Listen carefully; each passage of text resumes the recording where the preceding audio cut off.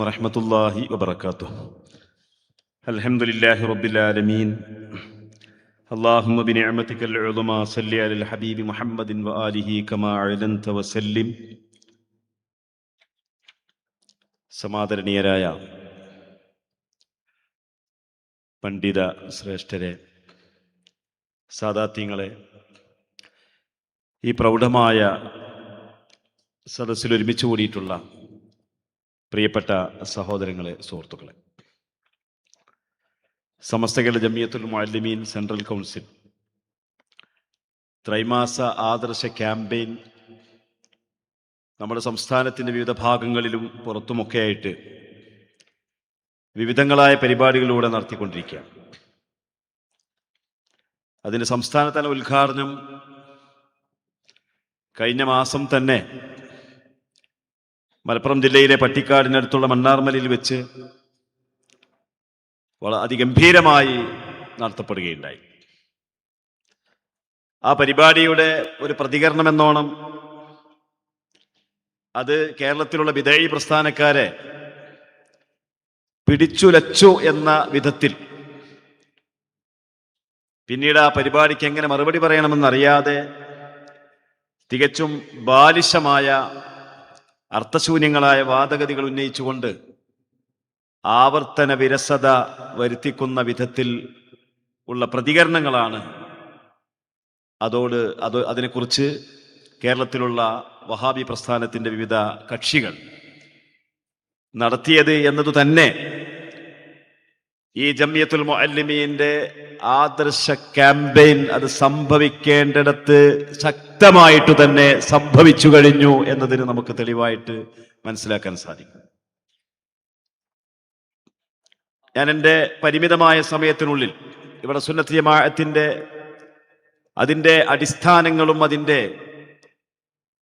നിലപാടുകളും കൃത്യമായിട്ട് നമ്മുടെ മഹാരഥന്മാരായ നമ്മുടെ ഉസ്താദുമാർ, ബഹുമാനപ്പെട്ട സയ്യിദുൽ ഉലമ ഉൾപ്പെടെയുള്ള നമ്മുടെ ഉസ്താദുമാർ ഇവിടെ വിശദീകരിക്കുകയുണ്ടായി.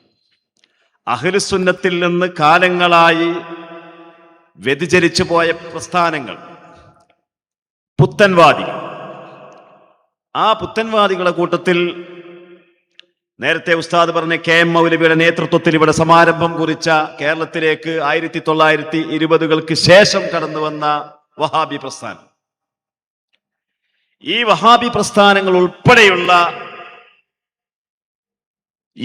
ഏതു ബിദഈ പ്രസ്ഥാനത്തെയും പുത്തൻ പ്രസ്ഥാനത്തെയും നമ്മൾ പരിശോധിച്ചാൽ അവരിലെല്ലാം തന്നെ സമൂലമായി കണ്ടെത്താൻ കഴിയുന്ന ഏറ്റവും പ്രകടമായ പ്രധാനമായ അവരുടെ പിഴവ് അതെവിടെയാണ്? ഏതെങ്കിലും ശാഖാപരമായ ഒരു മസ്അലയിൽ ഉള്ള ഒരു അഭിപ്രായ ഭിന്നത അല്ല,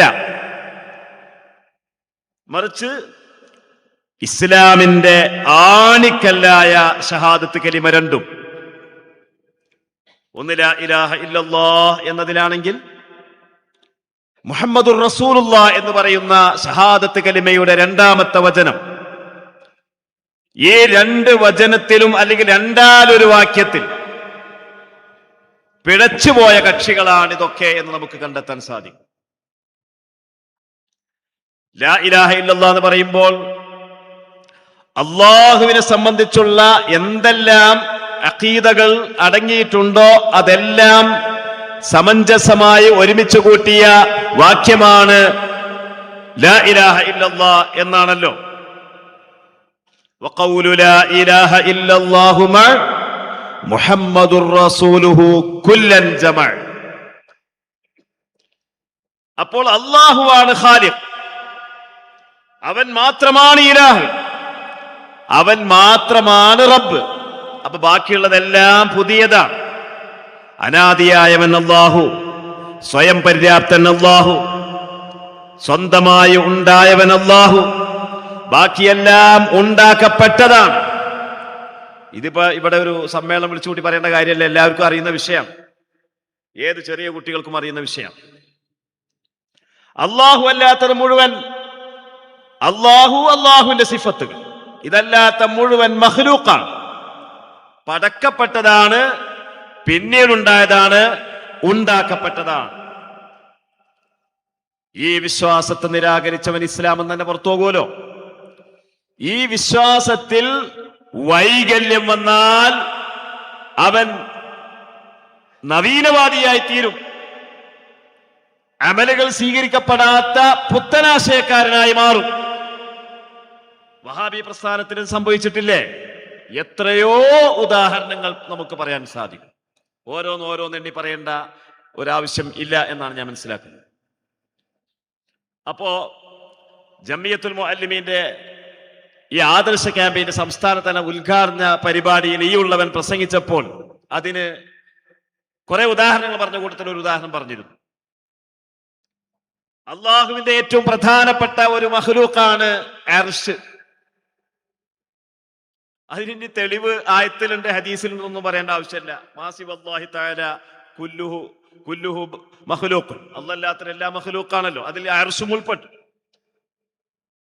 ഈ അർശിനെ സംബന്ധിച്ച് എന്താണ് നമ്മുടെ കേരളത്തിലുള്ള വഹാബി പ്രസ്ഥാനത്തിൽ, അത് എല്ലാ കക്ഷികളും, ഒരു ഗ്രൂപ്പിനെ പ്രത്യേകം എടുത്തു പറയല്ലേ ചെയ്യുന്നത്, എല്ലാ വിഭാഗക്കാരും പറയുന്നത് എന്താണ്?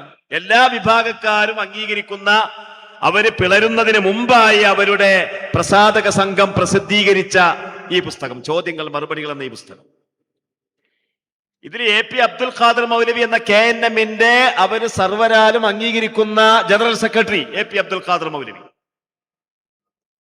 അദ്ദേഹം എന്താണ് പറഞ്ഞത്? നമ്മളത് അവിടെ വായിച്ചിരുന്നു. വായിച്ചപ്പോ അതിന് മറുപടി എങ്ങനെ പറയാൻ സാധിക്കുമെന്നറിയാതെ വായ പൊളിച്ചു പോയി അവര്. പിന്നെ എന്തൊക്കെയോ ആക്കി കൂട്ടിക്കണം. ഞാൻ അതൊന്നുകൂടി ഇവിടെ വായിക്കുകയാണ്. നമ്മുടെ സദസ്സിലുള്ളവർ മാത്രം കേട്ടാ പോരല്ലോ, ഇത് ലൈവ് പ്രോഗ്രാമാണ്. ലൈവിലൂടെ നമ്മുടെ ശബ്ദങ്ങൾ ലോകത്തിന്റെ എല്ലാ ഭാഗത്തും എത്തുന്നുണ്ട്. ഈ കാര്യങ്ങളൊക്കെ വീക്ഷിക്കുന്ന ആളുകളുണ്ട്.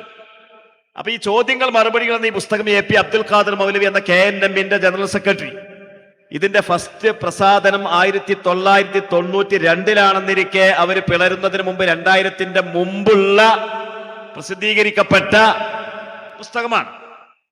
ഈ പുസ്തകത്തിന്റെ 77 പേജിൽ അർശിനെ സംബന്ധിച്ച് എന്താ പറഞ്ഞത്? 76, 77 എന്നീ പേജുകളിൽ അള്ളാഹുവിന്റെ സൃഷ്ടിയായ അർശിനെ സംബന്ധിച്ച് പറയുകയാണ്. വിശുദ്ധ ഖുർആനിൽ അള്ളാഹുവിന്റെ സിംഹാസനത്തെ, അവിടെ ബ്രാക്കറ്റിൽ കൊടുത്തിട്ടുണ്ട് അറബിയിലെ അർശ് എന്ന്, അള്ളാഹുവിന്റെ സിംഹാസനത്തെ പറ്റി 20 സ്ഥലങ്ങളിൽ പരാമർശിക്കുന്നുണ്ട്. അതിൽ 6 സ്ഥലങ്ങളിൽ അതിന്മേൽ അവൻ സ്ഥിതി ചെയ്യുന്നതിനെ, അഥവാ അൽ ഇസ്തിവാ, പരിശുദ്ധ ഖുർആനില് സുമ്മസ്തവ അലൽ അർശി എന്നൊക്കെ പല സ്ഥലത്തും പറയുന്നുണ്ടല്ലോ, അതിന്മേൽ അവൻ സ്ഥിതി ചെയ്യുന്നതിനെ എന്നാണ് അവർ മലയാളത്തിൽ അർത്ഥം കൊടുത്തിട്ടുള്ളത്. അതിന്മേൽ അവൻ സ്ഥിതി ചെയ്യുന്നതിനെ പറ്റിയുള്ള പ്രസ്താവനയുമുണ്ട് എന്നിങ്ങനെ അർശിനെ പറ്റി പറഞ്ഞതിന് ശേഷം പിന്നെ പറയാം. എങ്ങനെ വരുമ്പോൾ അള്ളാഹു അവന്റെ സൃഷ്ടികളെ പോലെയൊന്നുമല്ല, ഇതിലൊന്നും ആർക്കും തർക്കല്ല. എങ്കിൽ അവന്റെ കൈ സൃഷ്ടികളുടേത് പോലെയായിരിക്കുകയുമില്ലല്ലോ, അവന്റെ കണ്ണ് സൃഷ്ടികളുടെ കണ്ണുപോലെയുമായിരിക്കില്ല.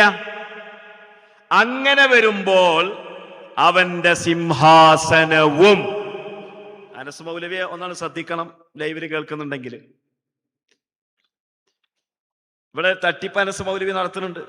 സിംഹാസനം മഖ്ലൂക്ക് തന്നെയാണ്, അതിനെപ്പറ്റി ഞങ്ങളൊന്നും പറഞ്ഞിട്ടില്ല എന്ന് പറഞ്ഞിട്ട് എന്തൊക്കെയോ വായിച്ച് ഒപ്പിക്കാൻ ശ്രമിക്കുന്നുണ്ട്. എന്നാൽ ഒന്നുകൂടി ശ്രദ്ധിച്ചോ, അങ്ങനെ വരുമ്പോൾ അവന്റെ സിംഹാസനവും അതിലെ അവന്റെ ആരോഹണവും ഒന്നും സൃഷ്ടികളുടേതുപോലെയോ തുല്യമോ ആയിരിക്കുകയില്ല.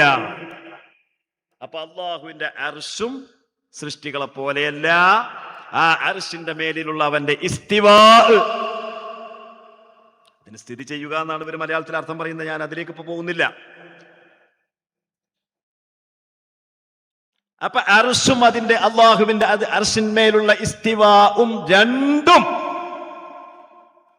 രണ്ടും അതാണ് അവിടെ പറഞ്ഞത്. അവന്റെ സിംഹാസനവും അതിലെ അവന്റെ ആരോഹണവും ഒന്നും സൃഷ്ടികളുടേതുപോലെയോ തുല്യമോ ആയിരിക്കയില്ല. ഇനിയും എവിടെയാണ് മുജാഹിദുകളുടെ അള്ളാഹു മനുഷ്യരൂപത്തിലാകുന്നത്? പിന്നെ എന്തിനാണ് AP അബ്ദുൽ ഖാദർ മൗലവി ചോദിക്കാം, അവരുടെ ലാ ഇലാഹ ഇല്ലല്ലാഹയുടെ വിശ്വാസത്തിന്റെ ആകത്തുകയാണ് ഈ പറയുന്നത്. പിന്നെ എന്തിനാണ് കയ്യില്ലാത്ത, കണ്ണില്ലാത്ത, കാതില്ലാത്ത വികൃത രൂപം അള്ളാഹുവിന് കൽപ്പിച്ചു നൽകാൻ മെനക്കൊടുന്നത്? അള്ളാഹുവിന് കയ്യില്ല എന്ന് നമ്മൾ പറയും, അള്ളാഹുവിന് രൂപമില്ല എന്ന് നമ്മൾ പറയും, അള്ളാഹുവിന് ശരീരമില്ല എന്ന് നമ്മൾ പറയും, കണ്ണില്ല എന്ന് പറയും. ഇത് വികൃത രൂപമാണ് പോലും. അപ്പൊ അള്ളാഹുവിനെ ഇവര് കാണുന്നത് ഒരു മനുഷ്യ ശരീരത്തോട് തുല്യപ്പെടുത്തിക്കൊണ്ട്, ഒരു മനുഷ്യനാകുമ്പോ കണ്ണില്ലാത്ത, കയ്യില്ലാത്ത, കാലില്ലാത്ത ഒരു രൂപം എന്ന് പറയുന്നത് വികൃത രൂപമാണ് എന്നതുപോലെ എന്തിന് നമ്മൾ അള്ളാഹുവിനെ വികൃത രൂപത്തിലാക്കണം? എന്തിന് കണ്ണില്ല എന്ന് വെക്കണം, കാലില്ല എന്ന് വെക്കണം, കയ്യില്ല എന്ന് വെക്കണം എന്നാണ് ഇവിടെ ചോദിക്കുന്നത്. അപ്പൊ രൂപം പ്രാപിച്ച അള്ളാഹു, സൃഷ്ടികളോട് രൂപത്തിൽ സമാനമാകുന്ന അള്ളാഹു, ആ അള്ളാഹുവിന്റെ അർശ് സൃഷ്ടികളുടേത് പോലെയല്ല. അള്ളാഹിന്റെ കണ്ണ്, കയ്യ്, കാല് എന്ന് പറയുന്നത് പോലെയാണ് അള്ളാഹുവിന്റെ അർശും എന്നല്ലേ എഴുതിയത്?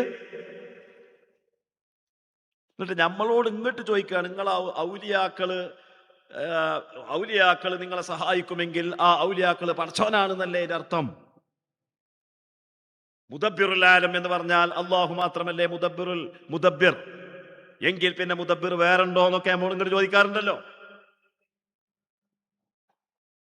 ഇവര് ഈ പ്രപഞ്ചത്തെ സമൂലമായി വലയം ചെയ്തു നിൽക്കുന്ന അള്ളാഹുവിന്റെ സൃഷ്ടിജാലങ്ങളിലെ ഏറ്റവും സമുന്നതമായി നാം മനസ്സിലാക്കിയിട്ടുള്ള അർശിനെ അവർ കാണുന്നത് സൃഷ്ടിയായിട്ടല്ല. പിന്നെ ഏതുപോലെയാണ്? അള്ളാഹിന്റെ കയ്യ്, കണ്ണ്, കാത് എന്നതുപോലെയാണ്. കണ്ണ്, കാത്, കാല് അതുണ്ടോ? അതിലേക്കല്ല ഞാൻ പോകുന്ന, ആ വിഷയത്തിലേക്ക് ഞാൻ പോകുന്നില്ല. പക്ഷെ അതേപോലെയാണ് ഇവര് അർശിനെ കാണുന്നത് എങ്കിൽ, ഇനി ഞാൻ ചോദിക്കട്ടെ, ഇതല്ലേ ഈ വഹാബി പ്രസ്ഥാനം അനുയായികൾക്കിടയിൽ പ്രചരിപ്പിക്കുന്നത്? എങ്കിൽ അവരുടെ ലാ ഇലാഹ ഇല്ലല്ലാഹയുടെ സ്ഥിതി എന്താണ്? നിഷ്പക്ഷമതികൾ ആലോചിക്കണം. അവരിലും കുഴപ്പമൊന്നുമില്ല, അവരുമായിട്ടും നമുക്ക് ഏത് രൂപത്തിലും മിങ്കിളാവാം, അതൊക്കെ കാലഘട്ടത്തിന്റെ തേട്ടമാണ് എന്ന് ചിന്തിക്കുമ്പോൾ ഈ ചോദ്യത്തിന് നമ്മൾ എങ്ങനെ മറുപടി പറയും? വഹാബി പ്രസ്ഥാനത്തിന്റെ ലാ ഇലാഹ ഇല്ലല്ലാഹയെ കുറിച്ച് നമ്മൾ എന്ത് പറയും? അവരുടെ അർശിനെ സംബന്ധിച്ചുള്ള സിദ്ധാന്തം എവിടെ കൊണ്ടുപോയി വെക്കും? ഇനി മുഹമ്മദുർ റസൂലുള്ളാഹി എടുത്തു നോക്കൂ. മുഹമ്മദുർ റസൂലുള്ളാഹി എന്നതിൽ സുന്നത്ത് ജമാഅത്തിന്റെ കാഴ്ചപ്പാട് എന്താണ്? അള്ളാഹുവിന്റെ മഖ്ലൂഖിൽ, അള്ളാഹുവിന്റെ ഖൽഖിൽ, അള്ളാഹുവിന്റെ സൃഷ്ടികൾ ഏറ്റവും അഫ്ദലായ നബി തങ്ങൾ, എല്ലാം കൊണ്ടും ശ്രേഷ്ഠരായവർ. ആ നബി സല്ലല്ലാഹു അലൈഹി വസല്ലമ തങ്ങൾ മഅസൂമാണ്. അവരിൽ നിന്ന്, നബി തങ്ങളിൽ നിന്ന് അറിഞ്ഞിട്ടോ അറിയാതെയോ രഹസ്യമായോ പരസ്യമായോ മനഃപൂർവമായോ മറന്നോ ചിന്തയിൽ പോലും ആലോചനയിൽ പോലും ഒരു മഅസിയത്ത്, ഒരു തെറ്റ്, ഒരു ദോഷം, ഒരു പാപം, ഒരു വീഴ്ച സംഭവിക്കുകയില്ല. ഇതല്ലേ സുന്നത്ത് ജമാഅത്തിന്റെ കാഴ്ചപ്പാട്? ലിയഗ്ഫിറ ലക്കല്ലാഹു മാ തഖദ്ദമ മിൻ ദംബിക വമാ തഅഖർ. ഈ ആയത്തിന്റെ വിശദീകരണത്തിൽ നമ്മുടെ അയിമ്മത്തുകൾ വളരെ വ്യക്തമായി രേഖപ്പെടുത്തിയ കാര്യമല്ലേ അത്? നബി സല്ലല്ലാഹു അലൈഹി വസല്ലമ തങ്ങളിൽ നിന്ന് തൗഹീദിന് വിരുദ്ധമായി, ബാക്കിയുള്ളതൊക്കെ അവിടെ നിൽക്കട്ടെ, തൗഹീദാണല്ലോ അടിത്തറ. അഫ്ളലു മാ ഖുൽതു അന വന്നബിയ്യുന മിൻ ഖബ്ലി ഖൗലി ലാ ഇലാഹ, എല്ലാ നബിമാരും പറഞ്ഞതല്ലേ തൗഹീദ്? ആ തൗഹീദ് നബി സല്ലല്ലാഹു അലൈഹി വസല്ലമ തങ്ങൾക്ക്, ഇപ്പൊ നമ്മൾക്ക് തൗഹീദ് എന്താണ്, അതിന്റെ വചനം എന്താണ്, അതിന്റെ നിർവചനം എന്താണ് എന്നൊക്കെ നമ്മൾ ശറഉൽ അഖായിദിലും മറ്റുള്ള കിതാബുകളിലൊക്കെ നമ്മൾ പഠിക്കാം. സനൂസിയിൽ പഠിക്കുന്നു, സർവാമന്തുവിലയിൽ പഠിക്കുന്നു, ദീനിയാത്തിന്റെ കിതാബുകൾ പഠിക്കുന്നു, അഖായിദിന്റെ കിതാബുകളൊക്കെ നമ്മൾ പഠിക്കുന്നുണ്ട്. പണ്ട് ഒരു യാത്രയില്, എനിക്ക് തോന്നുന്നു പെരിന്തൽമണ്ണയിൽ നിന്ന് കോട്ടക്കൊക്കെ പോകുന്ന ഒരു ബസ്സിൽ യാത്ര ചെയ്യാം. അപ്പൊ എന്റെ സീറ്റില് നൂരിഷാ തരീഖത്തിന്റെ ഒരാൾ വന്നിരിക്കുകയാണ്. നമ്മൾ കുറെ ചെറുപ്പാണ്. അപ്പൊ ഇങ്ങനെ അതുമായി ബന്ധപ്പെട്ട ചർച്ചകൾ വന്നു. അപ്പൊ ഈ മയ്യത്ത് ദാത്തിയത്ത് എന്നുള്ളൊരു വിഷയമാണ് അവിടെ ഞങ്ങളുടെ ചർച്ചയിൽ വന്നത്. സൗഹൃദപരമായ അല്ലെങ്കിൽ വളരെ ഹൃദ്യമായ രൂപത്തിലുള്ള ചർച്ചയാണ്. അപ്പൊ ആ ചർച്ചയിൽ അദ്ദേഹം എന്നോട് പറയാണ്, മയ്യത്ത് ദാത്തിയത്ത്, ദാത്ത് കൊണ്ടുള്ള മയ്യത്ത് തന്നെയാണ്. അള്ളാഹു തആല ഇവിടെ ഒക്കെ ഉണ്ട്, ദാത്ത് കൊണ്ട് ഇവിടെ ഒക്കെ ഉണ്ട്.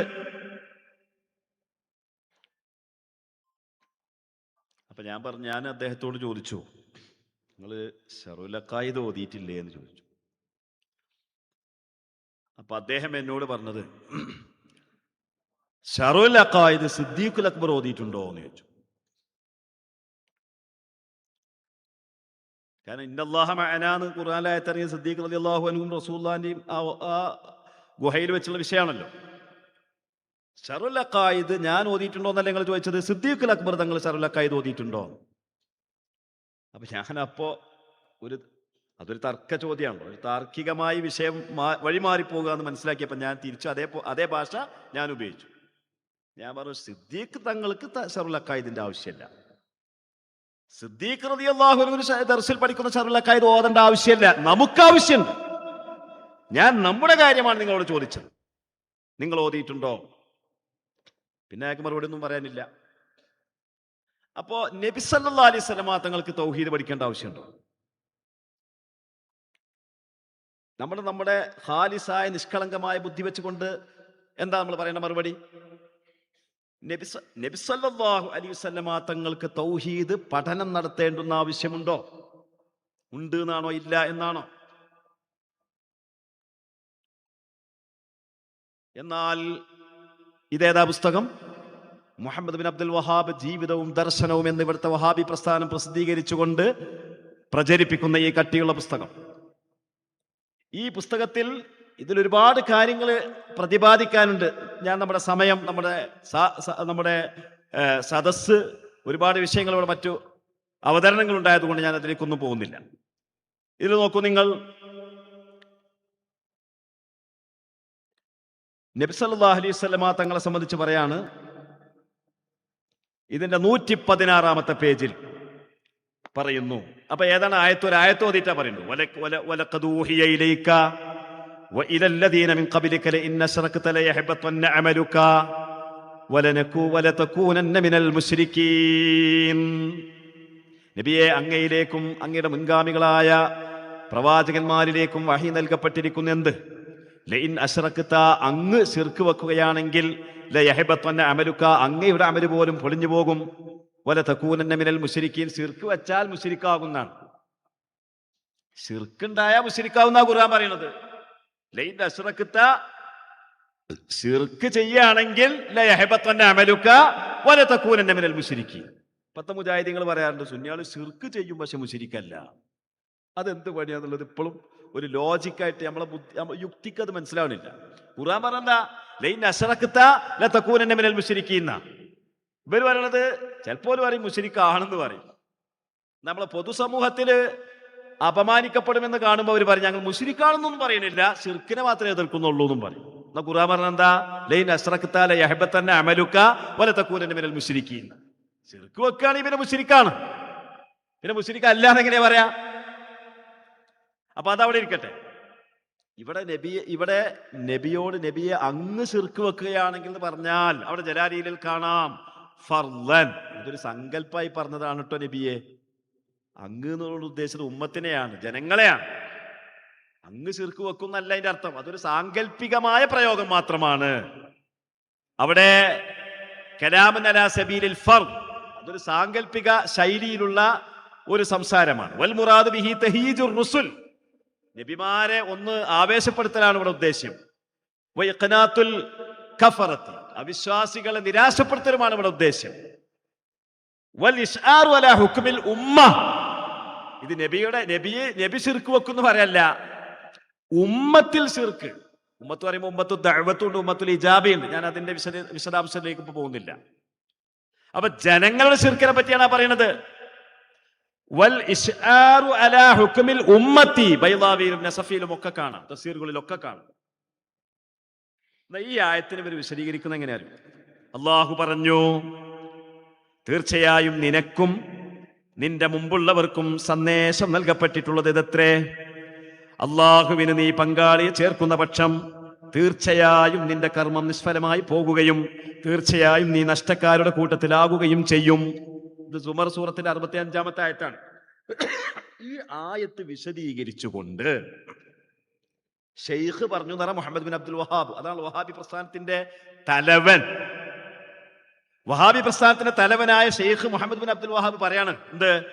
യഥാർത്ഥ തൗഹീദ് എന്തെന്ന് പഠിക്കേണ്ടതിന്റെ ആവശ്യകതയാണ് ഈ ആയത്ത് വ്യക്തമാക്കുന്നത്. പ്രവാചകന്മാർ വരെ ഏകദൈവ വിശ്വാസത്തെ കുറിച്ച് പഠിക്കേണ്ടതുണ്ട്. എഴുതി വെച്ചിരിക്കുന്നു.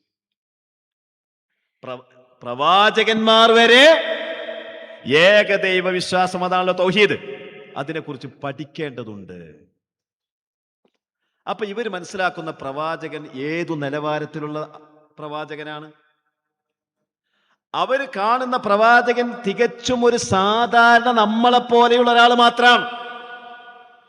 അതിന്റെ വെളിച്ചത്തിലാണ്, അതുകൊണ്ടാണ് അവർ നബിദിനാഘോഷം ശിർക്കാണെന്നും ബിദ്അത്താണെന്നും പ്രത്യേകത കൽപ്പിച്ചാൽ ബിദ്അത്താണെന്നും ഒക്കെയുള്ള വാദപരിണാമങ്ങളിലൂടെ ഏകദേശം ഒരു നൂറ്റാണ്ടായിട്ട് അവർ കടന്നുപോയിക്കൊണ്ടിരിക്കുന്നത്. ഇപ്പൊ ഏറ്റവും പുതിയതായിട്ട് അവർ ബിദ്അത്താണ് എന്നുള്ള ആ ഒരു പറച്ചില് പരിമിതപ്പെടുത്തിയിരിക്കുകയാണ് നബിദിനാഘോഷത്തെ പറ്റി. നമ്മളെ ജമിയത്തുൽ മുഅല്ലിമീന്റെ ആദർശ ക്യാമ്പയിന്റെ ഉദ്ഘാടന വേളയിൽ ഇവിടെ നബിദിനാഘോഷം ഖാദിയാനികളും വഹാബി നേതാക്കളായ KM സാഹിബിനെ പോലെയുള്ള ആളുകളും സംയുക്തമായി ആചരിച്ചാഘോഷിച്ചത് നമ്മൾ ഉദ്ധരിച്ചിരുന്നു. ഇപ്പോൾ എന്താണ് സംഭവിച്ചത്? വഹാബികൾ, മുജാഹിദുകൾ പറയുന്നത് നബിദിനം പാടില്ല, ഖാദിയാനികളും പറയുന്നത് നബിദിനം പാടില്ല. രണ്ടു കൂട്ടരും ഇപ്പൊ പാടില്ല എന്ന് പറയുന്നവരാണ്. എന്നാൽ രണ്ടു കൂട്ടരും ഒരു കാലത്ത് സംയുക്തമായി നബിദിനം ആഘോഷിച്ചവരായിരുന്നു. ഇത് നമ്മൾ നമ്മുടെ ഉദ്ഘാടന പരിപാടിയിൽ അവിടെ ഉദ്ധരിച്ചപ്പോൾ അതേക്കുറിച്ച് ഒരക്ഷരം പറയാൻ കേരളത്തിലുള്ള ഒരൊറ്റ മുജാഹിദുകൾക്കും ഇതുവരെ ഈ പരിപാടികൾക്കൊക്കെ മറുപടിയായിട്ട് ഊര് ചുറ്റുന്നതിനിടയിൽ അവർ പറയുന്നില്ല, മിണ്ടുന്നില്ല. എന്തുകൊണ്ട് മിണ്ടുന്നില്ല? അപ്പൊ ലാ ഇലാഹ ഇല്ലല്ലാഹയുടെ പ്രശ്നം, മുഹമ്മദ് റസൂലുള്ളാഹിയുടെ പ്രശ്നം, അതിന്റെ ഓരോ ഉദാഹരണം മാത്രമാണ് ഞാൻ പറഞ്ഞത്. ഇനി ബിദ്അത്ത് നബി ചെയ്യാത്തതൊക്കെ ബിദ്അത്ത് എന്നുള്ള ഒരു പല്ലവിയാണല്ലോ അവരുടെ ബിദ്അത്തുമായി ബന്ധപ്പെട്ട വാദത്തിന്റെ ആകത്തുക. ഇപ്പൊ മുഹറം മാസമാണ് വന്നിട്ടുള്ളത്. ഇന്ന് മുഹറം 2-ആണ്. 1448 നമ്മൾ പ്രവേശിച്ചതിന്റെ 2-ാമത്തെ ദിവസത്തിലാണ് ഞാനും നിങ്ങളുമുള്ളത്. എങ്ങനെയാണ് ഈ 1448 എന്നുള്ള ഹിജ്റ വർഷാബ്ദത്തെ പരിഗണിക്കുന്ന സ്ഥിതിവിശേഷം എന്ന് മുതൽക്ക് തുടങ്ങിയതാ? റസൂലുള്ളാഹിന്റെ കാലത്തുണ്ടോ? നബി സല്ലല്ലാഹു അലൈഹി വസല്ലം തങ്ങളുടെ കാലത്തുണ്ടോ? ഒന്നാം ഖലീഫയായ ഉമർ ഇബ്നുൽ ഖത്താബ് തങ്ങളുടെ കാലത്തുണ്ടോ?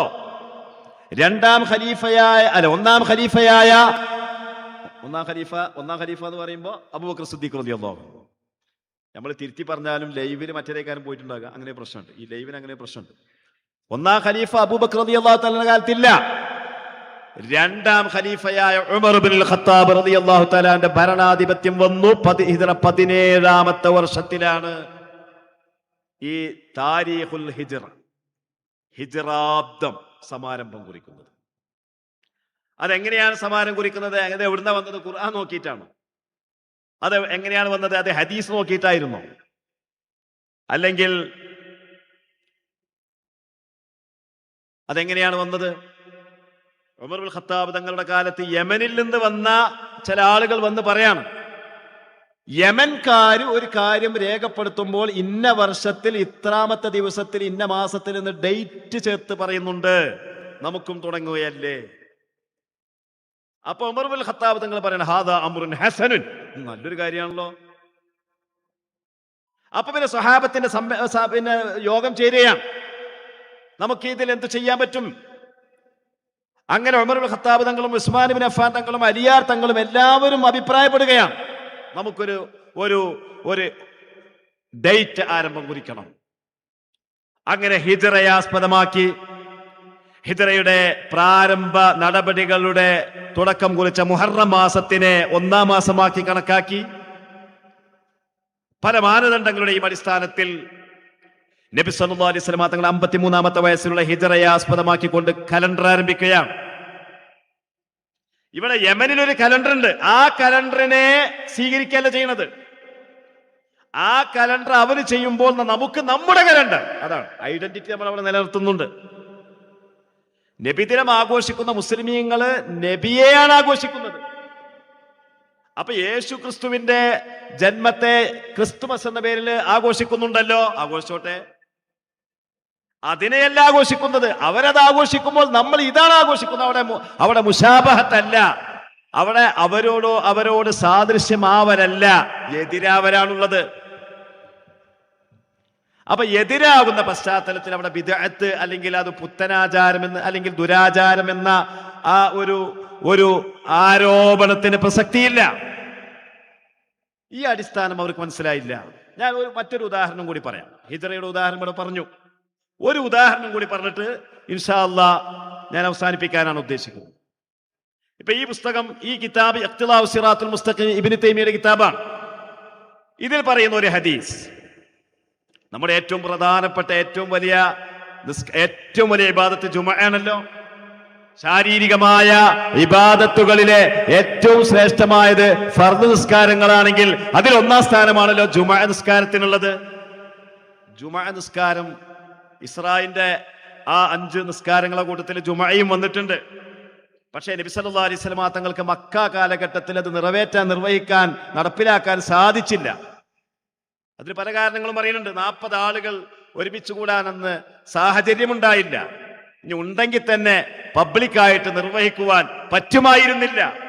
പല കാരണങ്ങളും പറയുന്നുണ്ട്. ഏതായാലും മദീനയിലാണ് ആദ്യമായിട്ട് അസ്അദ് ബിൻ സുറാർ റളിയല്ലാഹു തആല അൻഹുവിന്റെ നേതൃത്വത്തിൽ ജുമുഅ തുടങ്ങുന്നത്. അതുകൊണ്ട് തന്നെ പിൽക്കാലത്ത് കഅബ് ബിൻ മാലിക് റളിയല്ലാഹു തആല അൻഹു ആ ജുമുഅയിൽ പങ്കെടുത്ത ആളാണ്. കഅബ് ബിൻ മാലിക് റളിയല്ലാഹു തആല അൻഹുവിന് കണ്ണ് കാണാതെയായപ്പോൾ മകൻ അബ്ദുറഹ്മാനാണെന്ന് എന്റെ ഓർമ്മ. അബ്ദുറഹ്മാൻ എന്നവർ കഅബ് ബിൻ മാലിക്കിനെ കൈപ്പിടിച്ചുകൊണ്ട് ഓരോ വെള്ളിയാഴ്ചയും പള്ളിയിലേക്ക് കൊണ്ടുപോകുമായിരുന്നു. ബാങ്ക് അങ്ങോട്ട് കേൾക്കുമ്പോൾ ഉടനെ എല്ലാ വെള്ളിയാഴ്ചയും ബാങ്ക് കേട്ടപ്പോൾ ഉടനെ കഅബ് ബിൻ മാലിക് റളിയല്ലാഹു തആല അൻഹു അസ്അദ് ബിൻ സുറാർ റളിയല്ലാഹു തആല അൻഹുവിന് വേണ്ടി ദുആ ചെയ്യും. എന്താ റസൂലുള്ളാഹി അങ്ങനെ ദുആ ചെയ്യണം? സിദ്ദീഖ് റളിയല്ലാഹു അൻഹു ദുആ ചെയ്യണം. 4 ഖലീഫമാരാരെങ്കിലും അങ്ങനെ ദുആ ചെയ്യണം. എന്നാ കഅബ് ബിൻ മാലിക് തങ്ങൾ ദുആ ചെയ്തിട്ടുണ്ട്. കഅബ് ബിൻ മാലിക് തങ്ങൾ പ്രസിദ്ധനായ സ്വഹാബിയാണല്ലോ. വഅല സലാസത്തിൽ ലദീന ഖുല്ലിഫു എന്ന ആയത്തിൽ പറഞ്ഞ 3 പേരിൽ ഒരാളാണല്ലോ. പരിശുദ്ധ ഖുർആൻ ആയത്തിറക്കിയ മഹാനാണ്. ആ കഅബ് ബിൻ മാലിക് റളിയല്ലാഹു തആല അൻഹു അസ്അദ് ബിൻ സുറാർ റളിയല്ലാഹു അൻഹുവിന്റെ പേരിൽ എല്ലാ ആഴ്ചയും ദുആ ഇറക്കുകയാണ്. അപ്പോ മകൻ ചോദിച്ചു, എന്താണ് ഇങ്ങനെ എല്ലാ വെള്ളിയാഴ്ചയും ദുആ ഇറക്കുന്നത്? അപ്പൊ അതിന് മറുപടി പറഞ്ഞത്, ജുമുഅയുടെ സംസ്ഥാപനം ഈ ഉമ്മത്തിൽ ആദ്യമായി നിർവഹിച്ചത് മഹാനായ അസ്അദ് ബിൻ സുറാർ. അതിന്റെ ഓർമ്മയിലാണ്, അതിന്റെ വെളിച്ചത്തിലാണ് ഞാൻ ദുആ ചെയ്യുന്നത്. അപ്പൊ നബി ചെയ്തില്ല, അതുകൊണ്ട് ബിദ്അത്ത് എന്തുകൊണ്ട് അവിടെ പറഞ്ഞില്ല? അപ്പൊ ചെയ്യാത്തത് ബിദ്അത്ത് എന്നല്ല, തെളിവിനെതിരാകുമ്പോൾ ബിദ്അത്ത് എന്നാണ് നമ്മൾ പറയുന്നത്. സുന്നത്യമായത് എന്താ പറയുന്നത്? തെളിവിന് വിരുദ്ധമെങ്കിൽ ബിദ്അത്ത്, ചെയ്യാത്തത് ബിദ്അത്ത് എന്നല്ല. അപ്പൊ അതിന്റെ ഒരു ഉദാഹരണമാണ് ഇവിടെ പറയാൻ പോകുന്നത്. ഈ ജുമുഅ തുടങ്ങുന്നതിന് മുമ്പായിട്ട് നബി സല്ലല്ലാഹു അലൈഹി വസല്ലം തങ്ങൾ മക്കയിലാണ്. മുഹാജിറുകളൊക്കെ ഹിജ്റ പോയിട്ടില്ല, അവർ മദീനയിലേക്ക് വന്നിട്ടില്ല. മദീനയിൽ ഒരുപാട് ആളുകൾ മുസ്ലിമീങ്ങളായിട്ടുണ്ട്. അപ്പൊ അവരുടെ നേതൃത്വത്തിൽ അസ്അദ് ബിൻ സുറാർ റളിയല്ലാഹു തആല അൻഹുവിന്റെ നേതൃത്വത്തിൽ ഒരുപാട് ആളുകളുണ്ട്. ആ സമയത്ത് നോക്കൂ, മുഹമ്മദ് ബിൻ സീരീൻ റളിയല്ലാഹു തആല അൻഹു റിപ്പോർട്ട് ചെയ്യുന്ന ഹദീസിൽ കാണാം, നുബ്ബിഅതു അന്നൽ അൻസാർ, ഇബ്നു തൈമിയ്യ ഉദ്ധരിക്കുന്ന ഹദീസാണ്.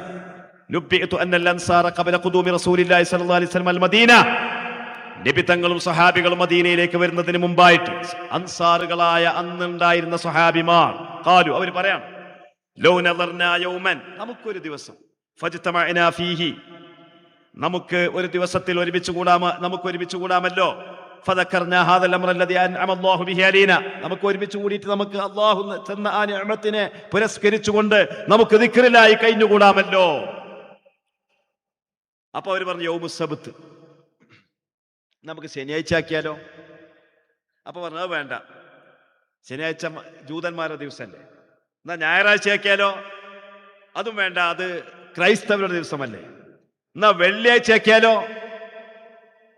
ഫജ്തമഉ ഫീ ബൈതി അബി ഉമാമത അസ്അദ ബിൻ സുറാറത, അസ്അദ് ബിൻ സുറാത്തിന്റെ വീട്ടിൽ അവർ ഒരുമിച്ച് കൂടി. പിരിഞ്ഞു പോകുമ്പോൾ ആടിനെ അറുത്തിട്ട് അവരതിന്റെ മാംസം കഴിച്ചിട്ടാണ് പിരിഞ്ഞു പോയത്. അവിടെ പറയുന്നുണ്ട് അഹ്മദ് ബിൻ ഹംബൽ തങ്ങളുടെ ശിഷ്യൻ ചോദിക്കുകയാണ്, ഞാൻ എന്റെ ഉസ്താദായ അഹ്മദ് ബിൻ ഹംബലിനോട് ഞാൻ ചോദിച്ചു, അനിൽ ഖൗമി യജ്തമിഊൻ, കുറച്ച് ആൾക്കാർ ഒരുമിച്ച് കൂടാണ്, വയഖറഉ ലഹുൽ ഖാരിഉ ഖിറാഅത്തൻ ഹസീന, എന്നിട്ട് വളരെ ആഴമേറിയ രൂപത്തിൽ ഒരാൾ ഖുർആൻ ഓതുന്നു, ഫയബ്കൂന, അവർ കരയുന്നു, വറുബ്ബമാ അത്ഫഉ സിറാജ്, ചിലപ്പോ അവർ എല്ലാവരും കൂടി കൂടിയിട്ട് ഒരാൾ ഖുർആൻ ഓതാണ്, ബാക്കിയുള്ളവർ കേൾക്കുകയാണ്, എല്ലാവരും കൂടി കരയാണ്, ചിലപ്പോ അവർ വിളക്ക് കെടുത്തു. ഇതിൽ തെറ്റുണ്ടോ? ഇത് ബിദ്അത്താണോ? നബി ചെയ്തോ എന്നല്ല ചോദിക്കുന്നത്. ഇത് തെറ്റാണോ? ഇത് ളലാലത്താണോ? ബഹുമാനപ്പെട്ടവർ പറയാണ്, ഫഖാല ലി അഹ്മദ് ബിൻ ഹംബൽ തങ്ങൾ പറയാണ്, ഇൻകാന യഖറു ഖിറാഅത്ത അബി മൂസ ഫലാ ബഅസ, ഒരു കുഴപ്പമില്ല, ആ ഓതന ഖുർആനിൽ തെറ്റില്ലെങ്കിൽ ഒരു കുഴപ്പമില്ല. അപ്പൊ നബി ചെയ്യാത്തത് തെറ്റ് എന്നുള്ള ആ കാഴ്ചപ്പാട് എങ്ങനെ വന്നു? ആര് പറഞ്ഞു? ഏത് ഇമാമ് പറഞ്ഞു? അപ്പൊ ഇവിടെ ഇവരുടെ ഈ ഒരു സ്ഥലത്ത് ഒരുമിച്ച് കൂടുന്നതിനെ പറ്റി അവർ ചർച്ച ചെയ്തപ്പോൾ അവർ പറയുന്നുണ്ട്, എന്താ പറയുന്നത്? ഓരോ വിഭാഗത്തിനും ഓരോ ദിവസമുണ്ട്. ജൂതന്മാർക്ക് ശനിയാഴ്ച ഉണ്ടെങ്കിൽ ക്രൈസ്തവർക്ക് ഞായറാഴ്ച ഉണ്ടെങ്കിൽ നമുക്കൊരു ദിവസം ഒരുമിച്ച് കൂടായിരുന്നില്ലേ? അൻസാറുകൾ ചിന്തിക്കാം. അങ്ങനെയാണ് അവർ വെള്ളിയാഴ്ച ഒരുമിച്ച് കൂടുന്നത്. പിന്നെയാണ് അത് ജുമഅയായിട്ട് മാറുന്നത്. എന്തുകൊണ്ടത് ബിദ്അത്തായില്ല? അപ്പൊ ബിദ്അത്ത് എന്ന് പറഞ്ഞാൽ എന്ത്? പിഴച്ച ബിദ്അത്ത് എന്ന് പറഞ്ഞാൽ എന്ത്? ഞാൻ അതുകൂടി അതിന്റെ ഒരു നിർവചനത്തിൽ വന്ന ബിദ്അത്തിലെ ബിദ്അത്ത്, അതാണ് വഹാബി പ്രസ്ഥാനത്തിന്റെയും മൗദൂദി പ്രസ്ഥാനത്തിന്റെയും തബ്ലീഗ് പ്രസ്ഥാനത്തിന്റെ ഒക്കെ വലിയൊരു പിഴവ്. ബിദ്അത്തിൽ അവർ ബിദ്അത്ത് ഉണ്ടാക്കി. എന്താണ് ബിദ്അത്ത്? പ്രമാണവിരുദ്ധമായതാണ് ബിദ്അത്ത്. അത് ഇബാദത്താണെങ്കിലും വേണ്ടില്ല, സാധാരണ ജീവിതമാണെങ്കിലും വേണ്ടില്ല. ഇപ്പൊ പന്തളി പഴയ കാലത്ത് ഉണ്ടായിരുന്നില്ല, പുതിയ കാലത്ത് വന്ന ഒന്നാണ് പന്ത് കളി. പന്ത് കളി ബിദ്അത്താണോ? അല്ലേ? പന്ത് കളിച്ചാൽ നരകത്ത് പോകുമല്ലേ? പ്രമാണവിരുദ്ധാണെങ്കിൽ നരകത്ത് പോകും, ഇല്ലെങ്കിൽ നരകത്ത് പോകില്ല. അപ്പൊ പ്രമാണത്തിനോട് മാറ്റിരിച്ചു നോക്കും. പ്രാമാണിക വിരുദ്ധമാണോ? അല്ലേ? ഇതാണ് ബിദ്അത്തിന്റെ മാനദണ്ഡം. നബിയുടെ കാലത്തുണ്ടോ? ഇല്ലേ? അതല്ല. അവിടെയാണ്, അതിന്റെ പേരിലാണ് ഇന്ന് ഈ കാണുന്ന എല്ലാ കോലാഹലങ്ങളും ഇവർ നടത്തിക്കൊണ്ടിരിക്കുന്നത്. ഇൻഷാ അല്ലാഹ് അതിന്റെ ബാക്കി കാര്യങ്ങൾ ബഹുമാനനായ ജസീൽ കമാലി ഫൈസി ഉസ്താദ് ഇവിടെ പറയാനുള്ളത് കൊണ്ട് ഞാൻ എൻ്റെ വാക്കുകൾ ഉപസംഹരിക്കുന്നു. വആഖിറു ദഅ്വാനാ അൽഹംദുലില്ലാഹി റബ്ബിൽ ആലമീൻ. അസ്സലാമു അലൈക്കും വറഹ്മത്തുള്ളാഹി വബറകാതുഹു.